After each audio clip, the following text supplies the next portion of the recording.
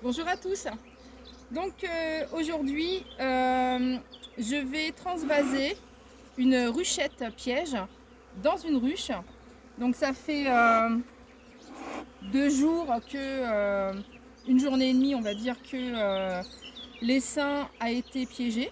Donc il s'agit d'un essaim d'abeilles noires sauvages qui ne me connaît pas du tout, que je ne connais pas non plus. Et étant donné que c'est un essaim qui me semble très très important, je ne voudrais pas tarder à l'enrucher pour lui donner davantage d'espace. Donc on va procéder à ça aujourd'hui. Donc j'ai ma petite assistante avec moi. Elle n'a que 7 ans. Donc voilà, par moment je risque de m'occuper d'elle en même temps, mais ça va aller. Alors, donc là j'ai fait le bonjour. Hop. Attention.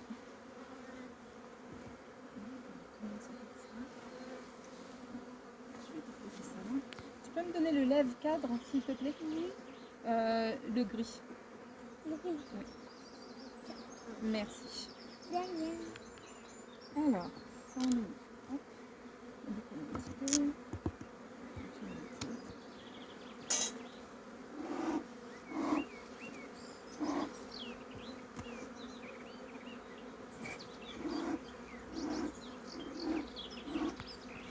Donc, je vais attendre un petit peu.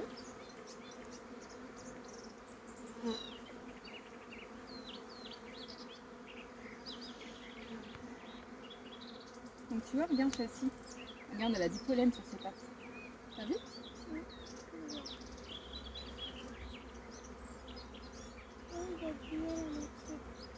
C'est de la cire.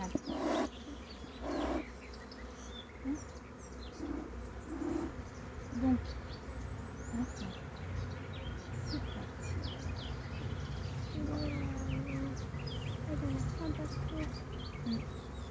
Alors, je regarde vite fait comment ça se passe.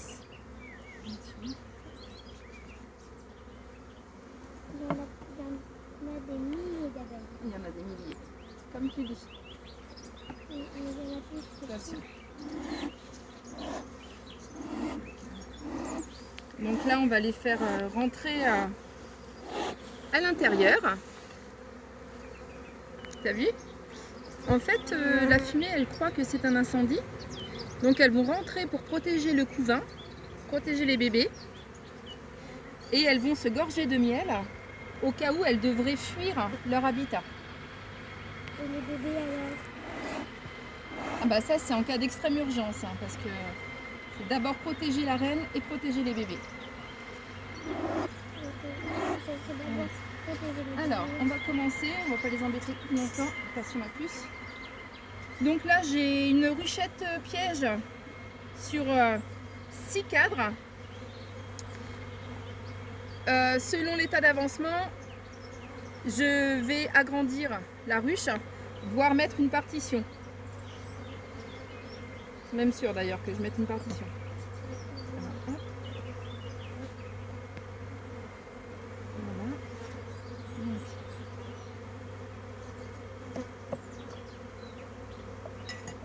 Ouh. Ah ouais. Ça bourdonne, hein. Je sens bien que... Donc, est-ce que tu peux me donner le lève-cadre jaune, s'il te plaît? Merci. Attention les filles. On va peut-être pas faire connaissance avec trop de casse. Donc, voilà. Alors, je regarde. Donc ici, au bout de 2 jours, il n'y a pas de ponte. Non, ça doit être un vieux... Donc ça, c'est un vieux cadre que j'avais déposé. Il n'y a pas de ponte. Je vois pas la reine. Il y a du nectar. Donc on va le laisser en rive, celui-ci. Dans le même sens. Voilà. Pourquoi? Parce que en rive, sur le côté, elles mettent leur réserve de nourriture. Et les bébés, c'est toujours au milieu pour pouvoir les protéger et garder la chaleur. Parce que les bébés ont besoin de 37 degrés. Hop. Donc ça, c'est un cadre vide. Alors comme vous pouvez le voir, en une journée et demie, elles ont déjà commencé à construire. Donc c'est assez impressionnant. C'est une ruche, un essaim qui est bien vif.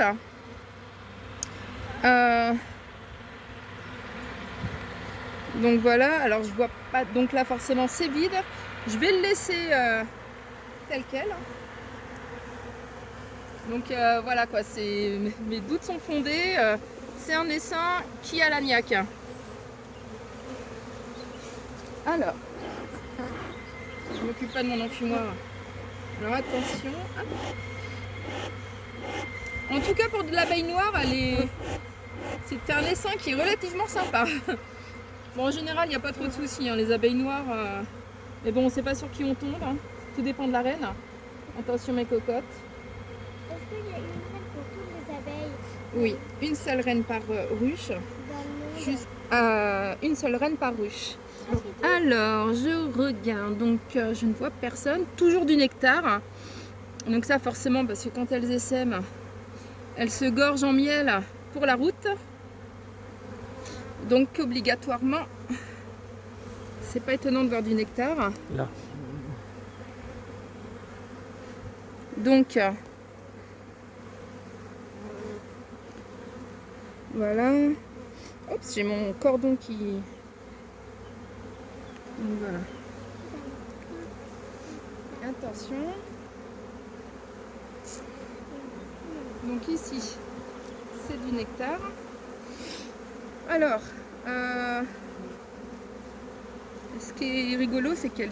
Bah, qu'est-ce qu'elles font, celles-ci? Oh, elles mangent. Regarde, j'ai renversé du nectar. Et du coup, bah, pas de perte. Hein. Du coup, on grignote. On grignote, t'as vu? Regarde, Louisa. Maman a fait tomber a renversé du nectar. Parce que j'ai trop penché le cadre. Donc, j'ai renversé du nectar. Et bah, du coup, il n'y a pas de perte. Elles mangent, regarde. Regarde leur petite langue. T'as vu? Et sur sa petite langue, c'est mignon, hein? C'est trop mignon. Donc, eh ben mesdemoiselles, je suis désolée. Le tea time est terminé. Attention toi, cocotte. Ça c'est le souci quand on penche de trop les cadres avec du nectar. Donc ici, il n'y a toujours pas de ponte. Donc a priori, ce serait une reine jeune qui ne serait pas encore fécondée.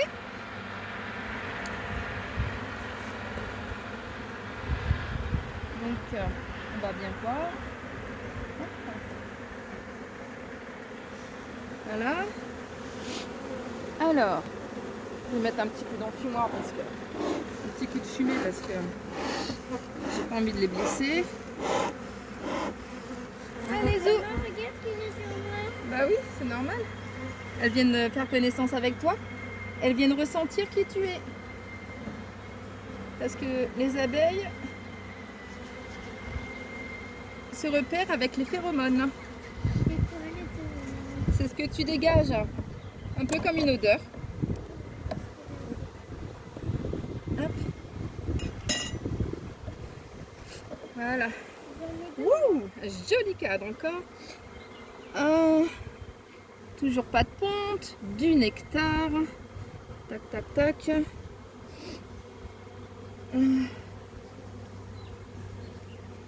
Où est cette jolie damoiselle? Je la vois pas. Donc, alors là, il y en a deux.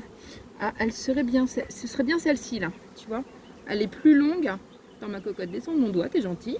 T'es mignonne, mais bon. Hop, tu vois, elle est plus longue. Hein. Plus longue. Et tu vois... Mais bon. En même temps, c'est pas évident. En général, on la repère tout de suite. Aussi, où elle est la reine? Là, maman, elle cherche. Donc, toujours du nectar. Hop, attention. Et le dernier. Eh ben, quand même. J'ai pas trop envie de... On m'a conseillé de pas trop en fumer. Donc, un viewer m'a conseillé de pas trop en fumer. Et ça commence déjà. C'est un truc de fou. Regardez la jolie grappe qui commence à construire sur un fil. Bon ben, finalement ça va quoi. Je m'attendais à beaucoup plus de monde que ça. Donc là elles ont de quoi construire. Il n'y a pas de couvain. Donc je peux agrandir. Voilà quoi, sachant que elles ont quand même, on va dire, deux cadres à construire. Je vais pas agrandir de trop, hein, parce que tout dépend quand est-ce que je pourrais repasser. Je suis pas chez moi. Est-ce que tu peux me donner un cadre de cire gaufré plein, s'il te plaît?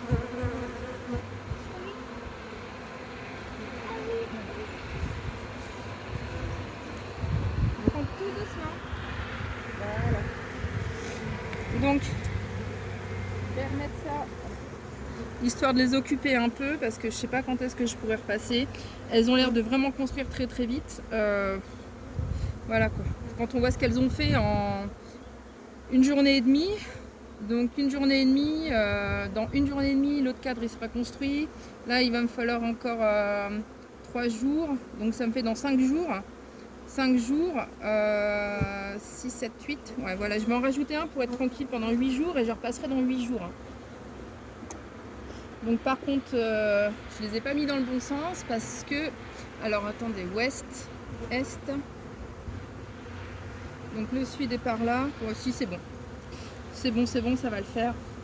Alors, ce que je vais faire maintenant, je vais mettre la partition. Tu peux me donner la partition s'il te plaît, Lisa? Elle est tout en dessous, entre des câbles. Tu déplaces les câbles tout doucement, pas les casser. En principe, il faut soulever. Ouais, mais là non. Parce que, bon, les câbles ça va, mais... Bah alors, cocotte, qui es-tu? Vous êtes vraiment des gourmandes. Hein. Donc là, je vais remettre une partition que j'ai fabriquée. Donc c'est un cadre que j'ai recouvert de papier de feuilles en fait isolantes qui était pour cet hiver. Elles sont vraiment elles sont douces. Hein. Franchement, elles sont très douces. Hein. Donc voilà.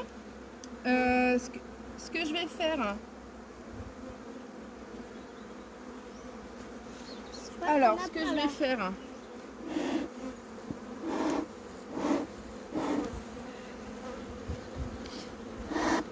Ce que je vais faire, c'est qu'il va falloir que je transvase le reste de la ruchette dans la grande ruche.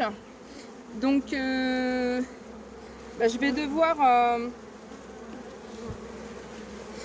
devoir faire pause le temps de transvaser parce que c'est assez lourd et que je vais avoir besoin d'assistance de la part d'un homme grand et fort.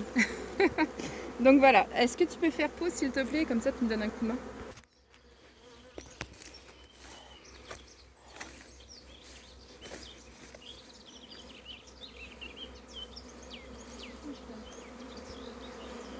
Donc nous avons renversé ce qui restait d'abeilles dans la ruchette, piège, dans la ruche. Donc là elles sont énervées forcément, ça leur plaît pas. La reine est bien à l'intérieur parce qu'on voit qu'elles battent le rappel. Je n'ai pas tapé volontairement sur la ruchette pour ne pas les énerver. Par contre, par mesure de précaution, je préfère mettre un drap blanc par terre. Ce qui va permettre de les attirer en fait. Donc je vais pouvoir commencer à refermer. Alors il y en a qui sont en train de picorer là-dessus. Hé cocotte, dis donc, c'est pas le moment de manger. Je sais pas si tu es au courant, mais il y a un bouleversement là. Hein. Bon, je vais pouvoir refermer. Louisa, s'il te plaît, tu peux me passer la brosse? Merci. Alors, je vais juste les pousser un petit peu. celles qui sont là-dessus. Je vais refermer avec un lève-cadre fait maison en PVC. Par contre, bon, je pensais pas capturer un essaim au bout de 2 jours. Donc j'ai pas pris le temps de percer l'intérieur. Un petit coup de brosse parce que mon caméraman est en train de se faire attaquer. Donc, mais c'est pas grave parce que comme j'en ai d'avance maintenant, je remplacerai avant le mois de septembre, avant le nourrissement, je ferai un trou pour pouvoir poser un nourrisseur. Donc là, en attendant, je vais le poser, donc les cocottes. Voilà, hop, voilà. Et c'est parti. Donc là, ça va me permettre d'ici 8 jours de voir. Alors je crois que j'ai un cadre qui est mal positionné. Je vais le mettre mieux que ça. Hop.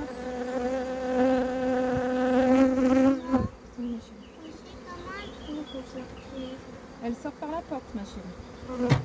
La porte est juste devant. Donc voilà. D'ici 8 jours, je pourrai venir recontrôler où en est le cadre. Donc ça, avant de le nettoyer, hein, parce que ça, logiquement, il faudrait le retirer.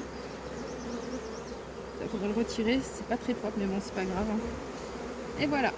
Il n'y a plus qu'à refermer. Hop, hop. Je vais chercher le toit. Donc finalement, ben, on s'en sort pas mal du tout. Après voilà quoi. Non mais les cocottes, qu'est-ce qu'elles sont gourmandes. Allez donc dans le pommier là, juste à côté. Hein, allez les chéris. Voilà. Attention. Hop. Voilà. Donc voilà. Ça, je peux l'enlever. Oh, okay. Vu les températures, je pense pas qu'on ait les seins de glace. J'ai ma vareuse qui est en train de partir.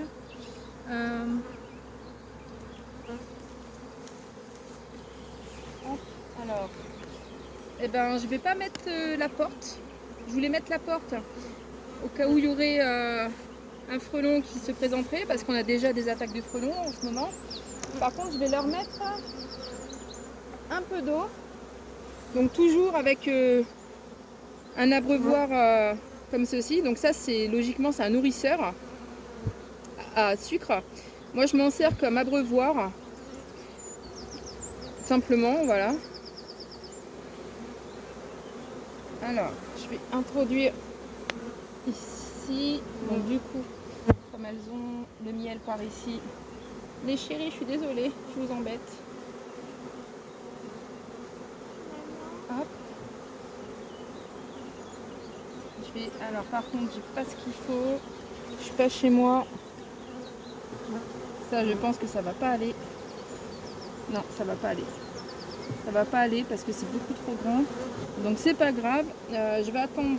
Je vais clipper la vidéo de toute façon. Et puis je vais aller chercher ce qu'il faut parce que faut que je relève un petit peu. Déjà, je vais attendre qu'elle se calme et puis dans ces cas-là, parce que du coup d'avoir retiré le drap, voilà, c'est pas bon. Donc voilà.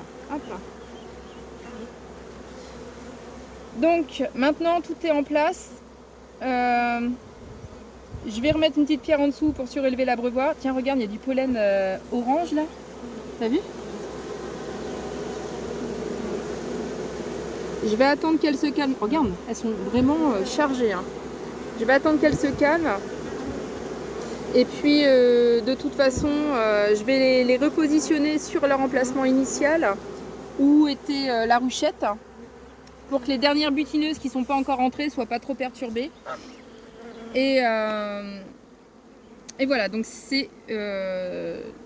donc là, je vais couper la vidéo, ce sera tout. Ce sera tout pour aujourd'hui. Et voilà, il ne me reste plus qu'à positionner la ruche à l'emplacement de la ruchette. Voilà, donc j'espère que cette vidéo vous aura plu, que je n'aurai pas été trop vite surtout. Si vous avez aimé, n'hésitez pas à liker, ça fait toujours plaisir. Abonnez-vous si vous appréciez les vidéos sur la ferme et l'apiculture. Et je vous dis à bientôt. Merci, bye bye.